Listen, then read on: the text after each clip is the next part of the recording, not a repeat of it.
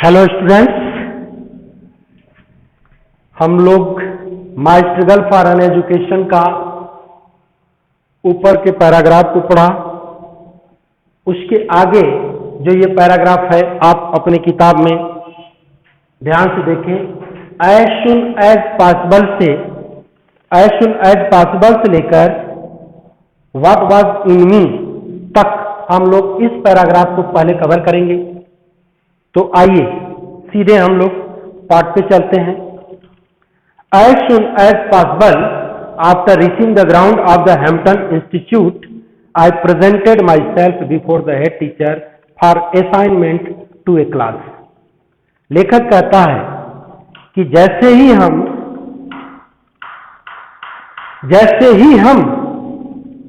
as soon as possible, जितना संभव हो सका, after reaching the ground,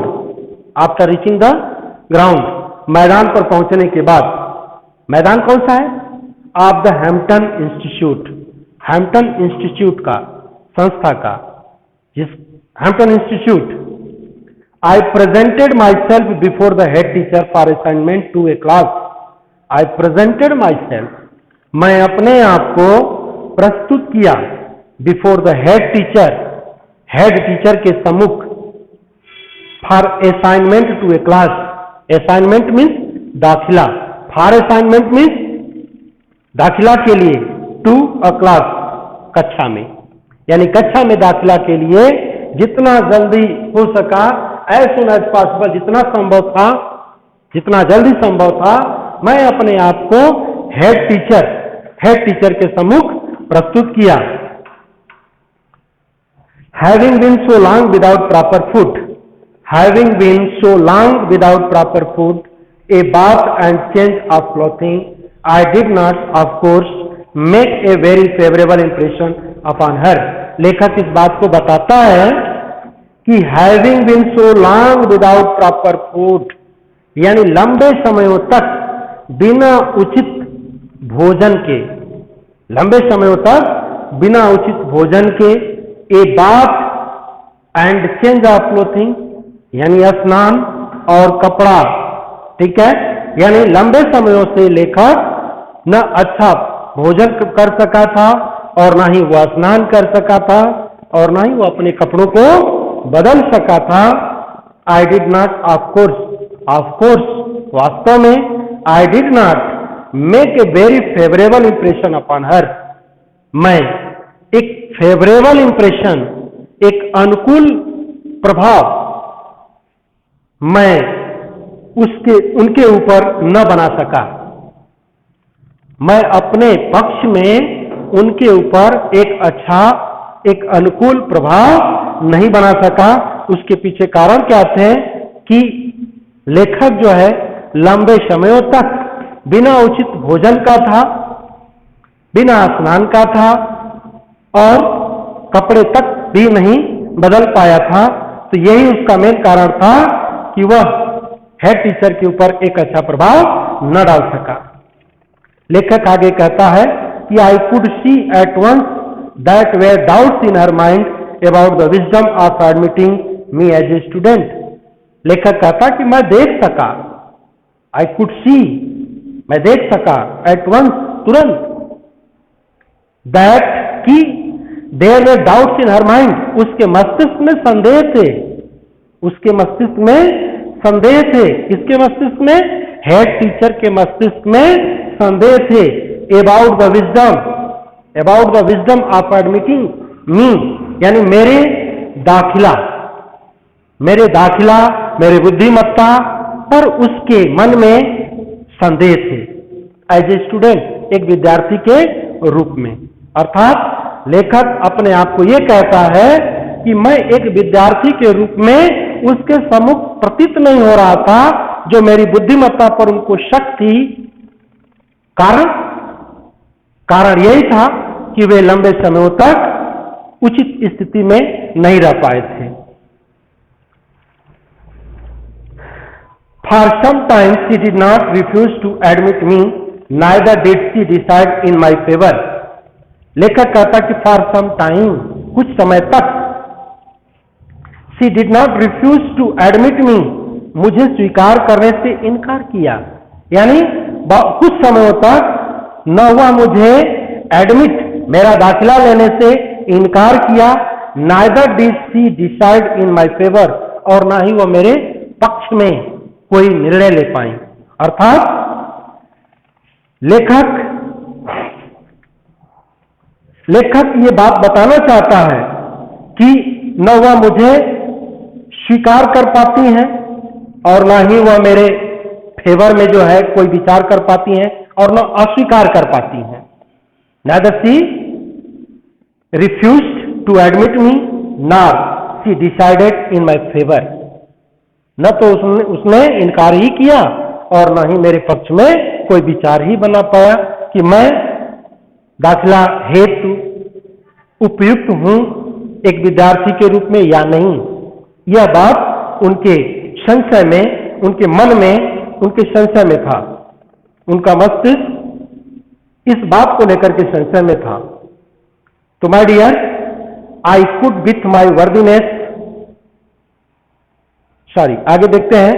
I continue to linger about her, I continued, लेखक कहता है कि आई कंटिन्यूड, मैं लगातार, टू लिंगर, लिंगर माने स्टे, ठहरे रहा, अबाउट हर का मतलब उनके आसपास, उनके इर्द गिर्द, and to impress her in all the ways, और हर तरह से मैं उन्हें इम्प्रेस करना चाहा।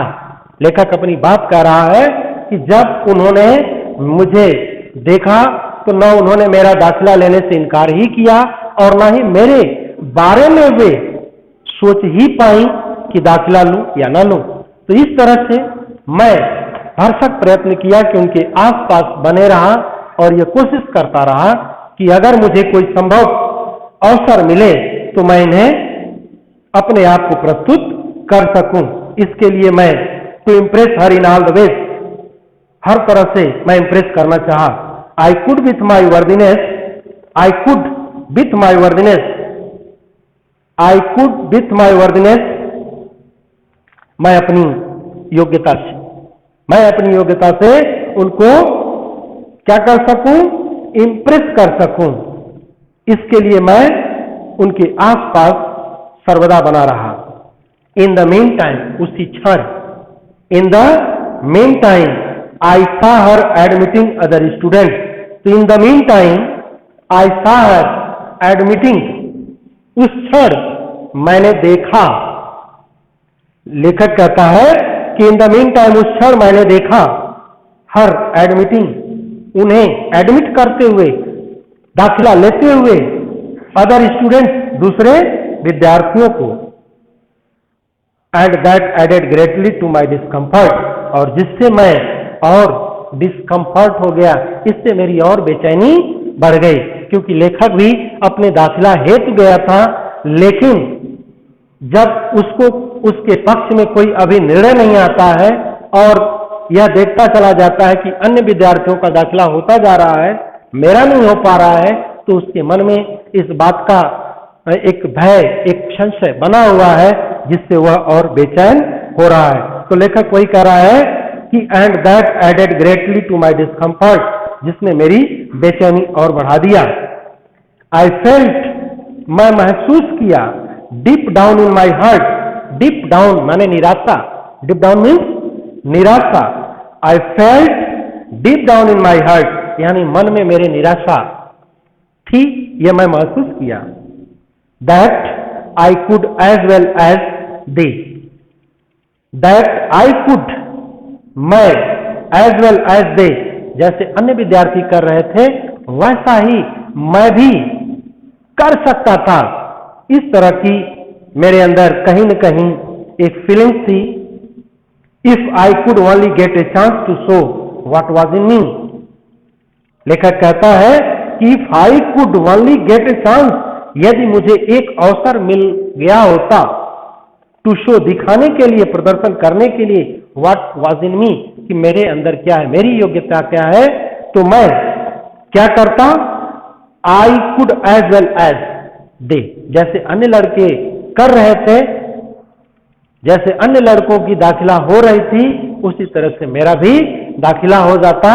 लेकिन लेखक को अफसोस इस बात का है कि वह अभी तक कोई अवसर नहीं पा पाया, कोई उसे अवसर नहीं मिला कि वह अपनी योग्यता को हेडमिस्ट्रेस के सम्मुख प्रदर्शित कर सके। आप बच्चों जानते होंगे कि जैसे अगर किसी विद्यार्थी का दाखिला होने होता है किसी स्कूल में, तो सबसे पहले हेड टीचर उससे पूछता है, उसका इंट्रोडक्शन लेता है, उसके प्रीवियस नॉलेज को जानना चाहता है कि इसकी स्थिति क्या है या किस लेवल का विद्यार्थी है। तो वह अवसर इन्हें अभी नहीं मिल सका था, और यह बात इसलिए भी नहीं था कि he did not look like a student, वह अन्य विद्यार्थियों की तरह दिखता नहीं था, इसलिए इसके मन में एक निराशा का भाव था। और इस बात को वह कहता है कि यदि मैं एक अवसर पा सका होता तो मैं दिखा देता कि व्हाट इज इन मी, मेरे भीतर क्या है, मेरी योग्यता क्या है।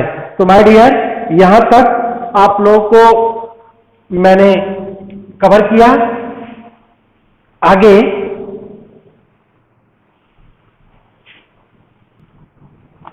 तो डियर स्टूडेंट्स, आफ्टर सम से लेकर we shall try to cover the last paragraph. आइए सीधे हम पैराग्राफ पे चलते हैं। After some hours had passed, कुछ घंटे बीत गए। The head teacher said to me, जो हेड टीचर थी उन्होंने मुझसे कहा, the adjoining recitation room need sweeping. The adjoining का मतलब बगल का, सटा हुआ। रिसिटेशन रूम का मतलब होता है काव्य कक्ष, संगीत कक्ष। नीड स्वीपिंग यानी उस कमरे की सफाई की जरूरत है, स्वीपिंग की जरूरत है, झाड़ू लगाने की जरूरत है। Take the broom and sweep it, take the broom, झाड़ू लो और स्वीप इट, और उसको साफ कर दो, अर्थात झाड़ू लगाओ। लेखक आगे कहता है, it occurred to me at once that here was my chance, never did I receive an order with more delight. लेखक कहता है, it occurred to me, it occurred to me का मतलब इट सेम्ड टू मी, मुझे ऐसा प्रतीत हुआ, eight once, तुरंत, हियर वॉज माई चांस, यही मेरा अवसर है। अब ये ध्यान में समझने की बात है बच्चों, कोई भी लड़का किसी भी कॉलेज में जाता है तो वो इस तरह का टेस्ट नहीं देता है कि झाड़ू ले लो, साफ करो, ये करो, वो करो, नहीं। कोई भी होता है तो उससे पूछता है, प्रश्न करता है। लेकिन यहां पे लेखक अपने आप को बताता है कि मैं लंबे समय तक खड़ा रहा और अवसर को ढूंढ रहा था। I was searching for the chance, मैं अवसर ढूंढ रहा था कि किसी भी तरह से मुझे कोई भी अवसर मिल जाए जिससे मैं अपनी योग्यता दिखा सकूं। तो ये चीज उससे महसूस हुआ कि जैसे उन्होंने कहा कि झाड़ू ले लो और रिसिटेशन रूम की सफाई कर दो, तो मुझे ऐसा प्रतीत हुआ, it occurred to me at once, मुझे तुरंत ऐसा प्रतीत हुआ कि यही मेरे लिए अवसर है।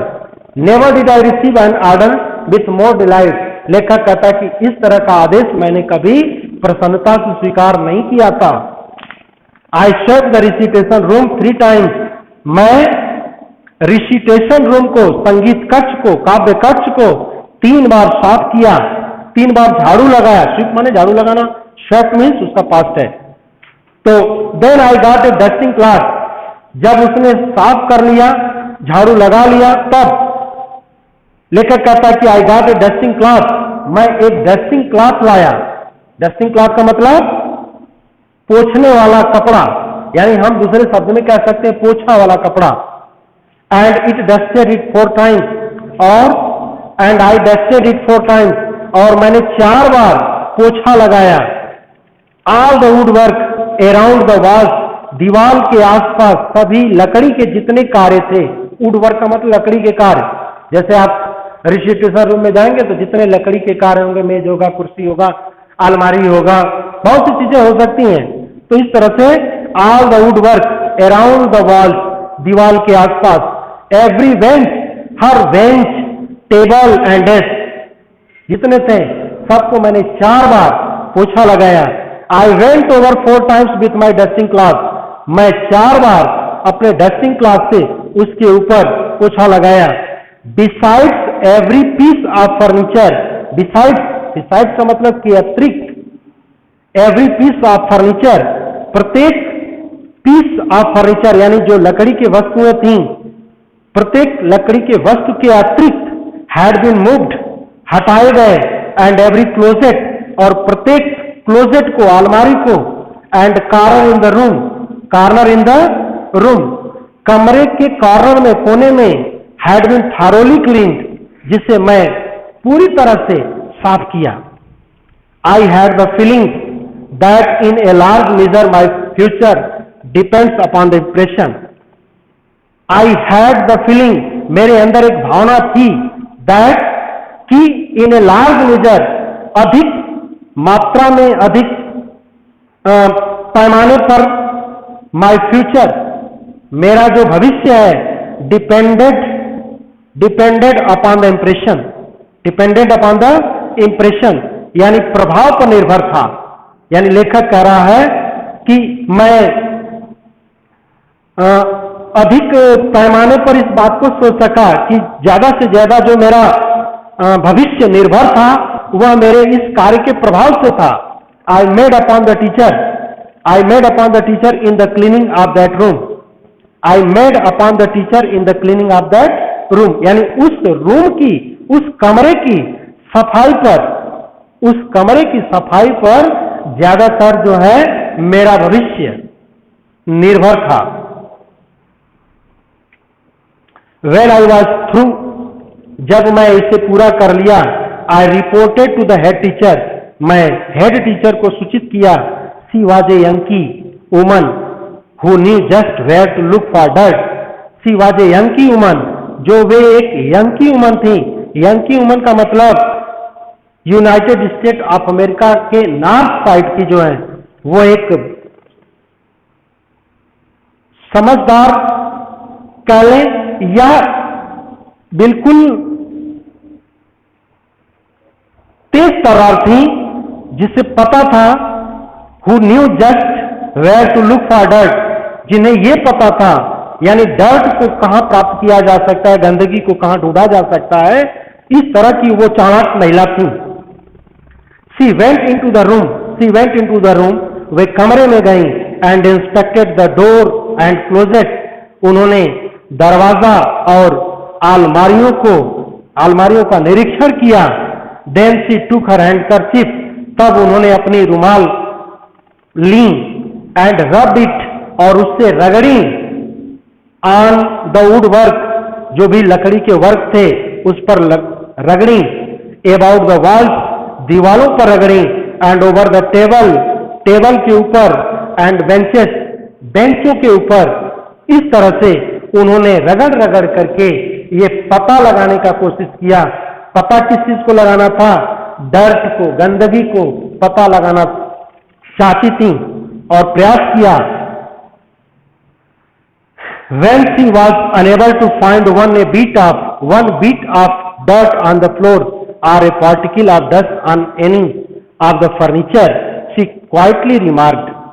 When she was unable, जब वे unable हुई, जब वे असमर्थ हो गई, to find one bit of dirt, यानी गंदगी के एक भी कण को, on the floor, फ्लोर पर यानी फर्श पर गंदगी के जब वह एक भी कण को पाने में असमर्थ थी, या ए particle of dust on any of the furniture, या किसी भी फर्नीचर पर, किसी भी लकड़ी की वस्तुओं पर एक भी कण, धूल के एक भी कण, डस्ट के एक भी कण जो है, डस्ट में धूल, धूल के एक भी कण को पाने में असमर्थ रही, तो सी क्वाइटली रिमार्क, उन्होंने क्वाइटली, क्वाइटली का मतलब चुपके से या मन ही मन, रिमार्क मीन्स कहा, अर्थात मन ही मन सोची, ठीक है, मन ही मन कहीं। I guess you will do to enter this institution, I guess मैं अनुमान लगाती हूं, मैं अनुमान करती हूं, you will do to enter this institution, कि तुम इस संस्था में प्रवेश पालोगे, अर्थात तुम्हारा इस इंस्टीट्यूशन में, इस संस्था में दाखिला हो जाएगा, मेरा अनुमान है। यानी इस बात पर वह संतुष्ट हो गई कि लड़के ने जो कार्य किया था वो बड़े ही ईमानदारी से, बड़े ही मेहनत से, जिस कार्य को उन्होंने दिया था, जिस कार्य को करने के लिए उन्होंने दिया था, उस कार्य का उसने अंजाम बहुत ही ठीक ढंग से दिया था, इसलिए उन्होंने अनुमान लगा लिया कि this boy is able to admit in this institution, इस संस्था में प्रवेश पाने योग्य है। तो माय डियर स्टूडेंट, आगे लेखक कहता है कि I was one of the happiest souls on earth, मैं पृथ्वी पर हैप्पीएस्ट सोल्स, जो सबसे प्रसन्न चित्त रहने वाली आत्माएं थीं, उनमें से मैं एक था। The sweeping of the room, the sweeping of that room was my college examination. उस कमरे की सफाई, उस कमरे का झाड़ू लगाना वॉज माई कॉलेज एग्जामिनेशन, जो मेरे कॉलेज की परीक्षा थी। I have pass several examination since then, तब से मैंने बहुत सी परीक्षाएं पास की। But I have always felt, लेकिन हमेशा मैंने महसूस किया that this was the best one I ever pass, मैंने महसूस किया कि दैट माने वह exam, this was the best, सबसे अच्छा था, वन सबसे अच्छा था, आई एवर पास, जो मैंने पास किया था, जो मैंने पास किया था। तो लेखक अपने इस आत्मकथा में अपने शिक्षा के प्रति संघर्ष की जो बात उसने कहा है कि मैं जो दाखिला पाया किसी काव्य कक्ष की सफाई के उपरांत मुझे मिला, और उससे पहले जो दाखिला के लिए मेरे मन में एक सोच थी किस तरह से पहुंचना है, कैसे पहुंचना है, उसके लिए मेरा जो संघर्ष था वो बड़ा ही मुश्किल का था। लेकिन लेखक ने हिम्मत नहीं हारा और वह अपनी इच्छा के अनुरूप अपनी सफलता को प्राप्त किया। एक कहावत है, where is will there is way, यह प्रूव हुआ by Booker T Washington. My dear student, आप सभी लोगों को कठोर से कठोर संघर्ष करना चाहिए अपने लक्ष्य की प्राप्ति हेतु। जहां चाह वही राह, इस पाठ का मॉरलिटी है, you must understand it clearly. Thank you very much.